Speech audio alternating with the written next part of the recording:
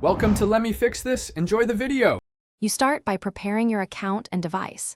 Make sure the Facebook app is updated and enable two-factor authentication in security. This strengthens key protection.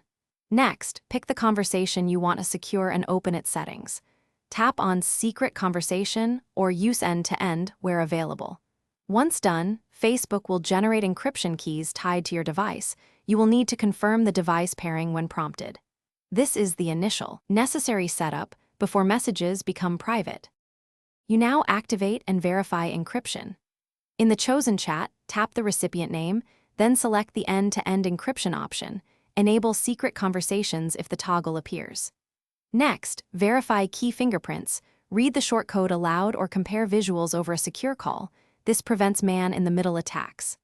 Once verified, set optional message expiration timers to auto-delete content after a chosen interval, which reduces data exposure. Make sure to repeat verification on each. You finish by confirming encryption is active and learning a key recovery step. Look for a lock icon or an encrypted label in the chat. That indicates success. If you lose a device, go to Security, review logged-in devices, and revoke access immediately. Then re-verify keys on remaining devices. If messages fail to send or show as unencrypted, re-verify fingerprints with the contact and ensure both app versions are current. Once you do, resend the message, and the secure session will re-establish.